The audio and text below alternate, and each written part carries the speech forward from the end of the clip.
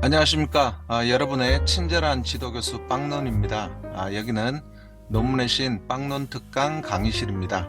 이 영상을 통해서 학습할 주제는 각 단어는 띄어쓰는 게 원칙이라는 주제로 강의를 진행하도록 하겠습니다. 자, 이전 강의에서 제가 한글 맞춤법에 있어서 띄어쓰기가 굉장히 중요하다. 그래서 띄어쓰기에 관련된 오류를 많이 연구자들이 범하기 때문에 이 띄어쓰기를 잘 하기 위해서 학습이 필요하다, 이런 부분을 강조를 드렸었는데, 이제 본격적인 띄어쓰기 강의를 지금부터 이제 시작을 하려고 합니다. 계속해서 뭐 여러 개의 이제 띄어쓰기 규칙들이 있기 때문에 한글 맞춤법에 그걸 이제 쪼개서 하나씩 강의를 연재해 나가도록 하겠습니다. 자, 먼저 이 한글 맞춤법의 띄어쓰기에 관련된 제방 규칙들을 여러분들이 한 번쯤은 살펴볼 필요가 있다라고 저는 그렇게 생각을 합니다. 뭐 우리가 이제 공부를 하고 있잖아요. 특히나 또 최고의 학부라고 하는 그런 이제 대학원에 다니면서 뭐 석사든 박사든 이렇게 공부를 하고, 또 그런 이제 코스웍을 끝내고 난 뒤에는 이제 그 성실히 그런 코스웍을 끝냈다라는 징표를 남기기 위해서 우리가 논문이라는 걸 작성을 합니다. 이제 학업 과정 중에 하나인 것이죠. 논문은 이제 굉장히 긴 글밥이 많은 글을 쓰는 건데, 그런 글을 쓰다 보면은 띄어쓰기가 굉장히 중요하다라는 겁니다. 근데 뭐 우리가 글 쓰는 이제 그런 과업이 남아 있는 상태에서 적어도 한글 맞춤법에서 띄어쓰기가 어떻게 규정이 되어 있고, 또 그런 규정에 입각해서 우리가 띄어쓰기를 해야 되는구나 라는 정도는 알고 있어야겠죠. 공부하는 사람들이 글쓰기 규칙에 대해서 모른다면 말이 안 되잖아요. 그래서 한글 맞춤법의 이 부분부터 뭐 한번 좀 세세히 살펴보고, 본격적으로 또, 어, 오늘 이제 요 빨간색으로 칠한 부분요, 제1장 2항과 제5장 41항의 내용을 공부를 해보도록 하겠습니다. 자, 한글 맞춤법에는 이 띄어쓰기에 관한 규칙이 총 11개의 항으로 구성이 되어 있습니다. 제1장 총칙에는 1개의 항이 있고요. 그리고 제5장에 이렇게 띄어쓰기에 관련된 10개의 항이 규정이 되어 있습니다. 다양한 상황에서 띄어쓰기를 어떻게 할지 기준이 되는 것들이니까 꼭 살펴볼 필요가 있습니다. 자, 많지 않으니까 조금 시간을 내서 살펴보시면 쉽게 숙지를 할 수 있습니다. 제가 쭉 읽어 드릴 테니까 따라와 보세요. 따라오시면서 한글 맞춤법에 띄어쓰기와 관련해서 이런 규칙이 있구나라는 것을 여러분들이 한 번쯤은 봐야 됩니다. 자, 제1장 제2항에는 문장의 각 단어는 띄어쓰기를 원칙으로 한다라고 되어 있습니다. 이게 이제 우리 띄어쓰기 대명제라고 할 수가 있습니다. 단어 사이는 띄어쓴다. 그게 이제는 대원칙인 것이고요. 자, 제5장 41항에는 조사는 그 앞말에 붙여 쓴다 라고 되어 있습니다. 그리고 42항에는 의존명사는 띄어 쓴다. 제43항 단위를 나타내는 명사는 띄어 쓴다. 그리고 제44항 수를 적을 적에는 만 단위로 띄어 쓴다. 그리고 45항에는 두 말을 이어주거나 열거할 적에 쓰이는 말들은 띄어 쓴다. 그리고 46항에는 단음절로 된 단어가 연이어 나타날 적에는 붙여 쓸 수 있다. 그러니까 붙여 써도 되고 띄어 써도 된다, 이런 소리죠. 근데 붙여 쓸 수도 있다라는 겁니다. 그리고 47항은 보조 용어는 띄어쓰기를 원칙으로 하되 경우에 따라 붙여쓰기도 허용한다. 다만 앞말에 조사가 붙거나 합성 동사인 경우, 그리고 중간에 조사가 들어갈 적에는 그 뒤에 오는 보조 용어는 띄어쓴다. 이게 여러분들 상당히 많이 괴롭힐 거예요. 나중에 띄어쓰기를 할 때 많이 헷갈리게 만드는 부분이거든요. 47항은 좀 나중에 중점적으로 공부를 해서 우리가 명확히 파악할 필요가 있다라는 점만 오늘은 이 정도로 간만 보고요. 그리고 48항에는 성과 이름, 성과 호 등은 붙여 쓰고 이에 덧붙는 호칭어, 관직명이죠. 관직명 등은 띄어 쓴다. 다만 성과 이름, 성과 호를 분명히 구분할 필요가 있을 경우에는 띄어 쓸 수 있다. 이렇게 또 예외적인 규정이 같이 들어가 있습니다.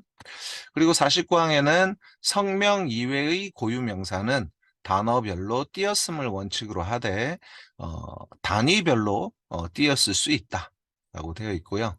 그 다음에 50항, 굉장히 우리가 논문 쓰는 연구자한테는 굉장히 중요한 그런 조항입니다. 이 조항이요. 나중에 제가 설명을 드리겠지만 아무튼 50항의 내용은 이렇습니다. 전문 용어는 단어별로 띄었음을 원칙으로 하되 붙였을 수 있다 라고 되어 있습니다. 자, 우리 한글 맞춤법이 총 11개의 띄어쓰기 규정이 있다라고 제가 말씀을 드렸는데 어떤 내용으로 띄어쓰기 규정이 나와 있는지 여러분은 지금 이제 한번 살펴봤습니다. 안 살펴본 사람보다는 나은 거죠. 자, 그러면은 오늘은 이 강의를 통해서는 제1장 제2항의 내용 그리고 5장 제41항의 내용에 대해서 학습을 해 보도록 할게요. 자, 띄어쓰기 대원칙은 각 단어는 띄어 쓴다입니다. 그러면 단어가 뭔지 알아야겠죠. 단어를 알아야 단어들끼리는 띄어 쓰면 되는구나 라고 알 수가 있잖아요. 그래서 단어의 의미를 살펴보면은 분리해서 자립적으로 쓸 수 있는 말 또는 이에 준하는 말이 단어입니다. 원칙이 이렇기 때문에 단어 사이는 그냥 아무 생각 없이 그냥 띄어쓰면 돼요. 기계적으로. 띄어쓰기를 하면 큰 문제 없이 글쓰기 오류를 예방할 수가 있습니다. 이게 굉장히 중요해요. 원칙이니까 제일 중요하겠죠. 단어는 내가 뭐 어떤 이제 글을 쓰는데 어 어떻게 띄어 써야 되는지 좀 잠시 좀 헷갈리는 거예요. 그럴 경우에 얘가 단어인가만 파악을 하면 돼요. 단어라고 한다면 띄어 쓰면 되니까요. 네, 그렇게 이해를 하시면 됩니다. 그래서 제가 예문을 이렇게 들었는데 국가 차원 정책 제언하면은 여기는 다 이렇게 띄어 써야 돼요. 띄어 쓰는 게 맞거든요. 그런데 이런 걸 막 붙여서 쓰는 경우가 있다라는 거죠. 이제 단어하고 단어 사이를. 그게 이제 다 오류인 거예요. 띄어쓰기 오류에 해당이 된다라는 건데, 이렇게 국가가 하나의 단어구나, 차원도 하나의 단어구나, 정책도 하나의 단어고, 제언도 하나의 단어구나, 이것만 알고 있으면 다 띄었으면 된다. 단어들끼리는 띄어쓴다. 이렇게 이해를 하시면 됩니다. 그런데 이 띄어쓰기의 대원칙을 적용하는 데 있어서 문제점이 있어요. 그게 뭐냐면은 어떤 말이 단어인지 그걸 파악하기가 쉽지 않은 게 문제예요. 어, 난 뭐 이게 단어인지 아닌지 알 수 있을 것 같은데 이렇게 생각이 드실지 모르겠지만 굉장히 복잡합니다. 어려워요, 되게. 자, 보세요. 이 특정 단어가 이제 단어라고 하면은 단일어만 해당이 되는 게 아니라 합성어나 파생어도 다 단어에 속하는 거예요. 그래서 여기 보면 이제 제가 이 동사로 엮어진 이제 합성어를 제가 보여드리고 있는데 살펴보다는 붙였어야 돼요. 이렇게. 살피다 하고 보다 하고 두 개의 이제 동사가 합쳐져서 합성어가 된 걸로 보이잖아요. 그런데 얘는 그냥 합성어인 거예요. 그래서 하나의 단어로 봅니다. 그래서 붙였어요, 이렇게. 근데 살펴가다 같으면 뒤에 보다 하고 가다 정도의 차이밖에 없는데 이 경우는 띄었어야 되는 거예요. 왜? 합성어로 인식이 안 되는 말의 꾸러미이기 때문에 그런 겁니다. 그래서 어떤 말이 단어인지 아니면 뭐 어떤 말은 각각이 단어인지 그거를 파악을 하려면 어떻게 해야 될까요? 이거 굉장히 어렵습니다. 그러니까 살펴보다는 왜 붙이고 살펴가다는 띄우냐 이 말이에요. 그러니까 합성어의 개념은 이래요. 그냥 우리가 이제 어문학자님들이 말씀하시는 그 얘기를 가지고 표현을 하자면요. 이제 살펴보다는 말은 두 개의 동사로 이루어진 합성어인데 너무나 많이 쓰니까 대중들이 너무나 많이 쓰니까 편의상 그냥 붙이기로 했다라는 겁니다. 근데 살펴가다는 살펴보다에 비해서는 그렇게 자주 쓰이지는 않는다. 대중들한테 그 빈도가, 쓰임의 빈도가 살펴보다에 비해서는 높지 않다라는 거죠. 그러면은 합성어로 보지 않고 원래 각각의 단어니까 띄어쓰는 걸 원칙으로 하는 겁니다.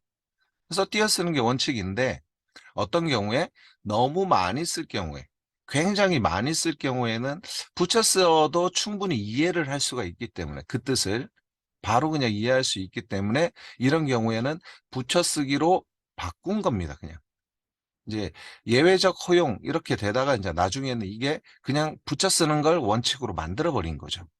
그렇게 이해를 하셔야 되는데 아무튼 살펴보다와 살펴가다는 둘 다 뭔가 저기 두 개의 이제 동사로 이루어진 그런 단어로 보인다라는 거죠.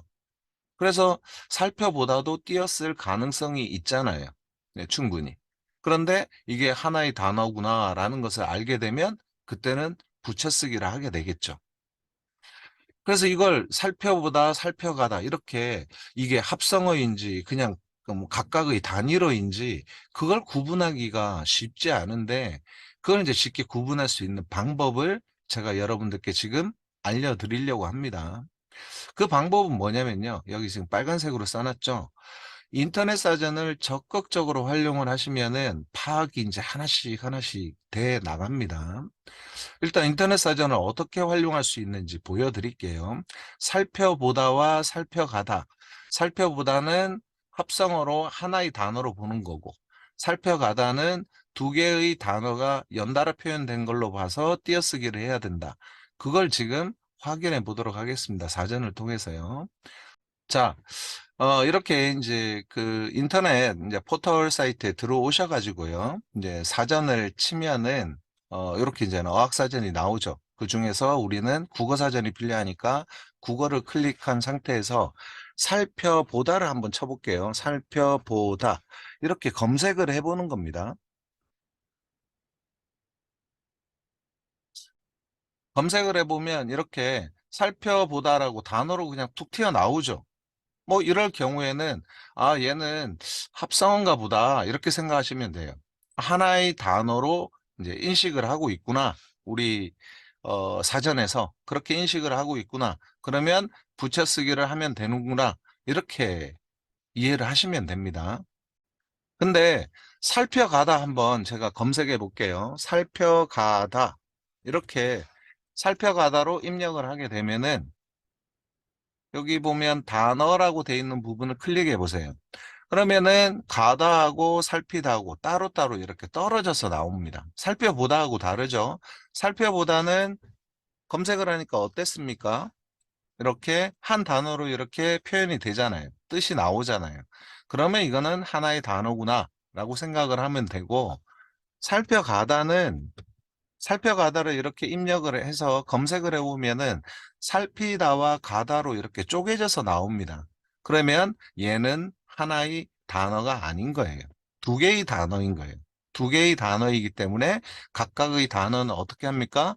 띄어쓰는 게 원칙이잖아요. 그래서 이 경우에는 띄어쓰면 되는 겁니다. 이렇게 사전을 활용하시면 쉽게 어, 띄어쓰기를 찾아서 할 수 있어요. 조금 귀찮은 부분은 있겠죠. 매번 모르면은 찾아야 되니까. 그런데 여러분, 처음부터 띄어쓰기 잘할 수 있을까요? 많은 용법들이 존재할 건데, 말로 뭐 표현한 단어가 한두 개도 아닌데, 그런 단어들을 조합해서 글로 완성을 시킨다고 했을 때, 문장을 구성해서 뭐 문단을 또 그 다음에 구성을 하고, 큰 글을 완성을 시킨다 했을 때, 얼마나 많은 단어들의 조합이 이루어지겠어요. 굉장히 많은 그런 용법들이 존재하겠죠. 내 글쓰기에서요.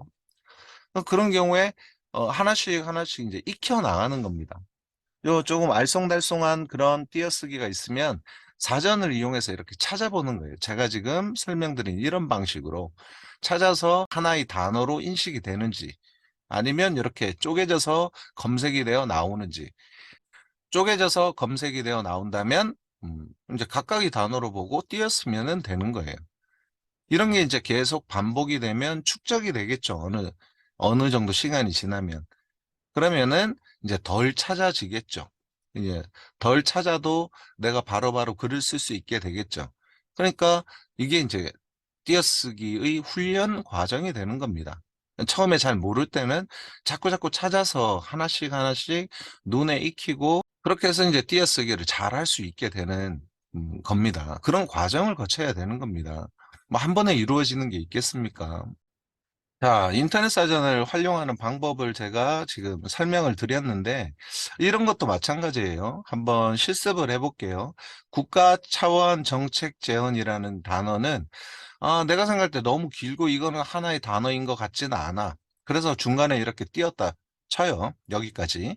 그래서 국가 차원하고 정책 재원 이렇게 이제 띄어쓰기를 했는데, 국가 차원 얘는 붙여야 될까 말아야 될까? 그걸 사전으로 찾아보면 됩니다. 국가 차원을 검색해 보시면 돼요. 자, 여기서 이제 국가 차원 한번 검색해 볼게요. 국가 차원. 이렇게 검색을 해보면 한 단어로 안 나온다라는 거예요. 쪼개져서 나오죠, 단어가요. 그러면은 각각이 단어구나. 띄어 써야 되는구나. 라고 생각을 하시면 되는 거예요. 또, 정책 제언도 마찬가지죠. 정책 제언을 이렇게 한 단어인 것처럼 그런 느낌이 들잖아요. 엔터를 한번 쳐볼게요. 띄어져 있죠, 이렇게. 정책 제언이라는 단어는 한 단어처럼 그렇게 많이 쓰고 있지만 사실은 띄어 쓰는 게 맞다라는 걸 사전에서 지금 보여주는 겁니다.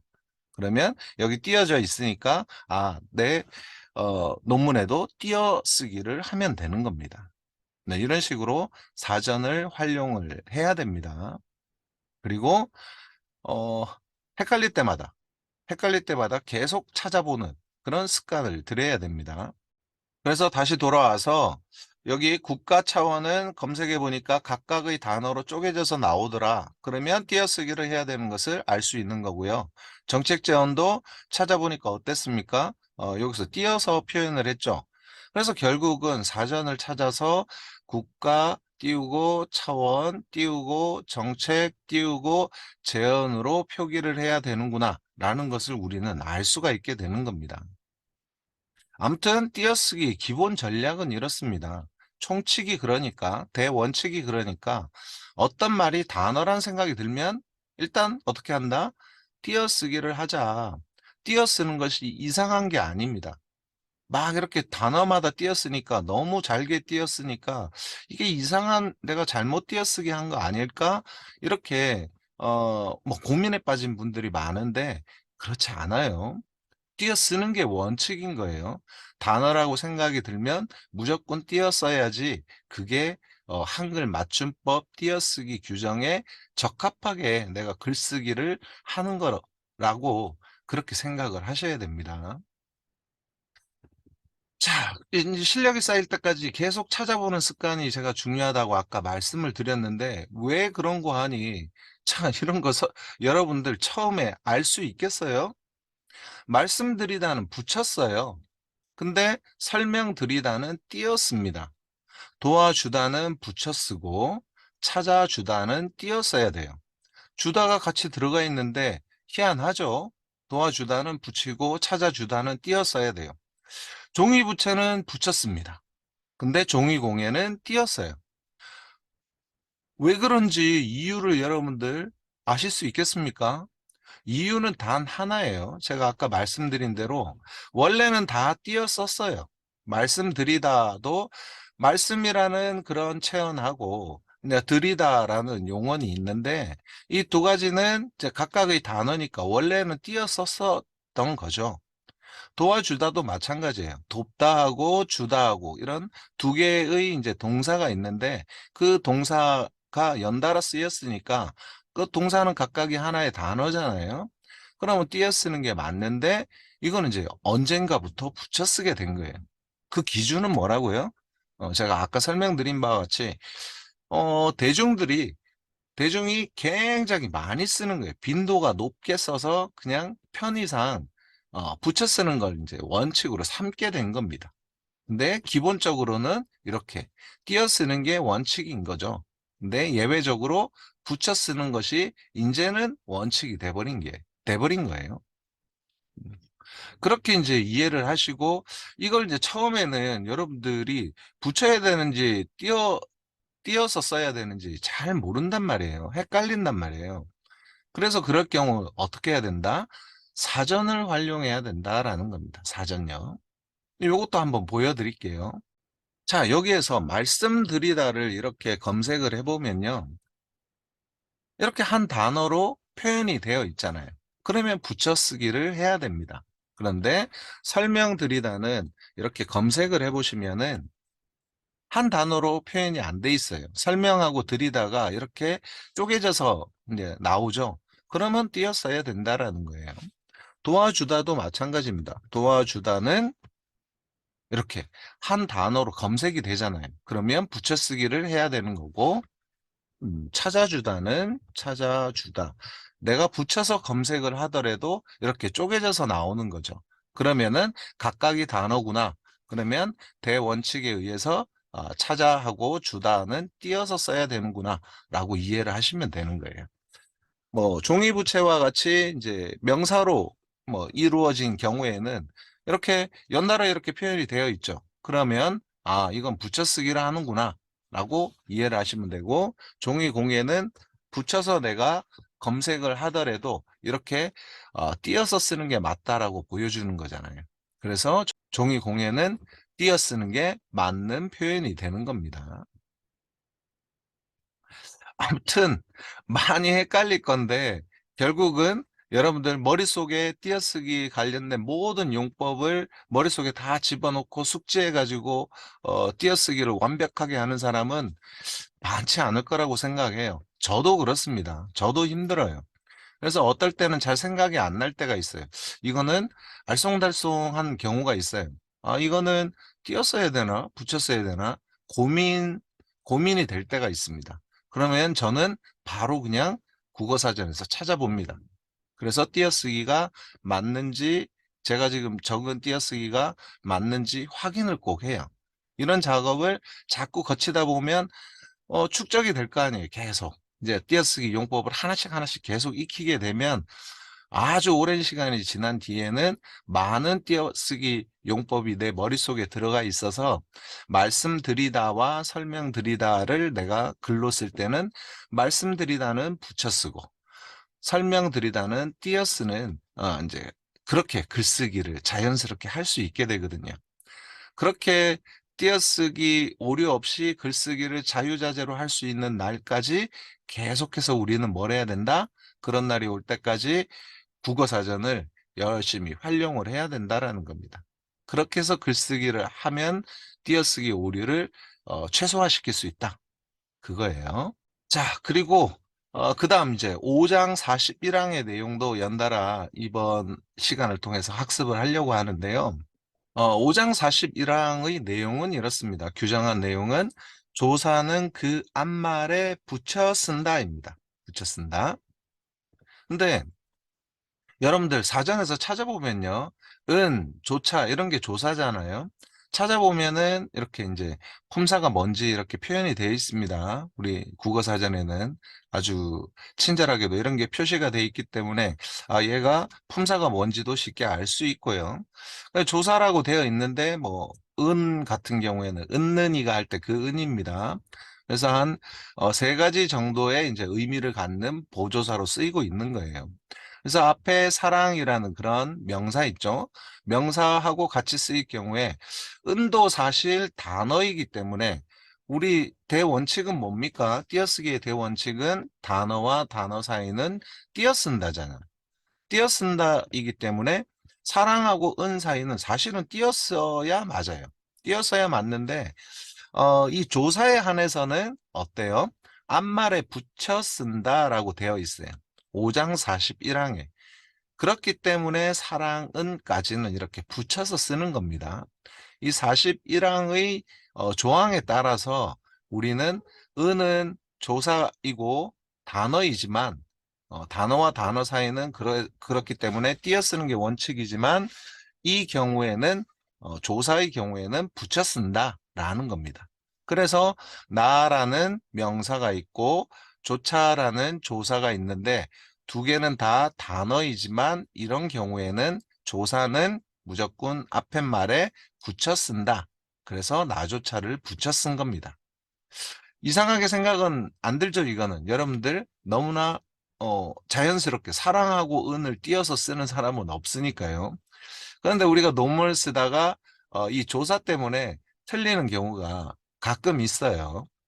자, 일단 앞말에 붙여 쓰는 용례에 대해서 한번 살펴보면 이래요.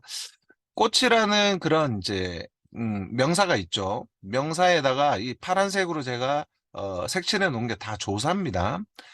이를 붙이거나 마저 이런 밖에 에서부터 으로만 이나마 뭐 이다 입니다 이런 게 다 조사인데 이런 조사를 붙였을 때는 조사가 그 뒤에 나올 때는 앞에 있는 이 앞말과 붙였으면 되는 거예요.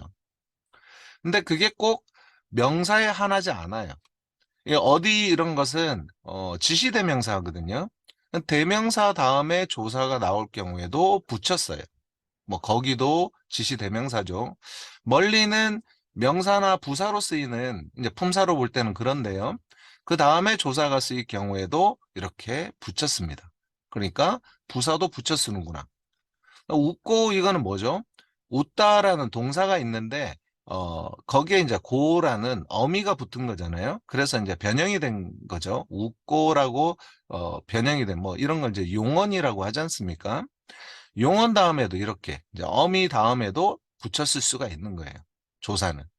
조사는 앞말과 대부분 이렇게 붙여서 쓰는구나 라고 이제 이해를 하셨을 겁니다. 여기까지는 어렵지 않을 거예요. 근데 이런 거죠. 꽃에서부터라고 표현을 했을 때 에서도 조사고 부터도 조사예요. 그래서 이렇게 조사가 연달아 나올 경우에 조사는 앞말과 붙였으니까 조사끼리도 붙였어요. 꽃에서부터를 띄어서 표현하는 경우는 거의 없죠. 여러분들 이런 실수는 잘 안 하실 건데 연달아 두 개 이상의 조사가 나오는 경우에 띄어쓰기를 잘못하는 것들이 논문에서 자주 보이는 것들이 있어요. 자, 이런 겁니다. 뭐뭐 하기보다는, 뭐뭐라기보다는, 뭐뭐 되기보다는, 이럴 때 여기를 띄어 쓰는 분들이 굉장히 많아요. 많은데, 그건 띄어쓰기를 잘못 쓴 거예요.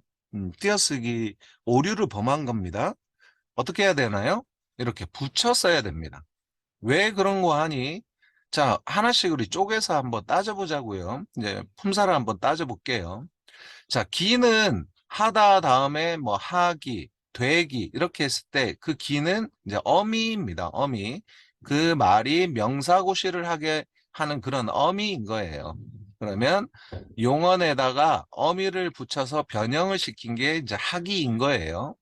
그리고 보다 하고 느는 조사예요. 얘네들이. 보다는 이런 뜻을 가진 조사고 느는 뭐 이런 뜻을 가진 조사예요. 그럼 조사하고 조사는 붙여 쓴다 했잖아요. 그리고 조사 앞에 있는 말하고는 어떻게 써요? 붙여 쓰기로 했잖아요. 그게 이제 어 뭡니까? 여기 5장의 41항의 주요 내용이지 않습니까? 조사는 앞말에 붙여 쓴다 라고 되어 있으니까. 그러면 조사니까 얘네들은 그리고 보다도 조사, 는도 조사니까 얘네 둘이는 붙였어요. 그리고 얘네들은 아무튼 조사 묶음인 거고 앞에 있는 말과 붙였어야 되잖아요. 그래서 하기보다는 붙여서 이렇게 표현을 해야 됩니다. 그런데 아주 많은 분들이 띄어서 이렇게 써요. 음. 그래서 이런 오류는 여러분들은 이 강의를 듣고 있으니까 범해서는 안 됩니다. 또 이거는 조사가 세 개나 있어요. 에서도 조사, 만도 조사, 이라도도 조사입니다. 그래서 밖에서만이라도 이러면은 이게 너무 기니까 좀 이상하거든요. 다 붙인다는 게. 그래서 그냥 요쯤에서 띄어 쓰는 게 맞을 것 같아. 이런 이제 감각으로 띄어서 쓰시는 것 같아요. 그런데 에서도 조사, 만도 조사, 이라도도 조사라는 걸 아신다면 밖에서만이라도 이렇게 다 붙여서 써야지 맞다라는 겁니다. 또 논문에서 많이 범하는 오류 중에 하나가 이거예요. 뿐만 아니라 이런 말을 이제 쓰시는 분이 있는데 그 앞에 아무것도 안 붙이고 그냥 뿐만 아니라 이렇게 쓰는 분들이 있어요. 음, 찾아보면 어렵지 않게 찾을 수 있어요. 이런 분들은. 근데 뿐과 만은 다 조사예요. 조사. 뿐도 조사, 만도 조사. 그래서 조사 두 개를 붙여놓은 겁니다. 그럼 조사는 뭐예요? 앞말과 붙여 써야 되잖아요. 그러니까 이렇게 독립적으로 쓸 수가 없는 거예요. 앞말이 꼭 있어야 되는 겁니다.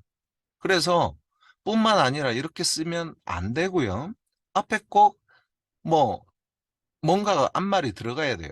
그게 이제 그뿐만 아니라 이뿐만 아니라 뭐 이런 식으로요. 예, 지시대명사 같은 걸 집어 넣어야 된다라는 겁니다. 그래서 여러분들은 그냥 뿐만 아니라 이렇게 쓰시면 절대 안 돼요. 그뿐만 아니라 이뿐만 아니라 이런 식으로 표현을 하셔야 됩니다. 일단 띄어쓰기 대원칙하고 조사는 충분히 파악을 하셨을 걸로 생각하고 오늘 강의는 여기서 마치겠습니다.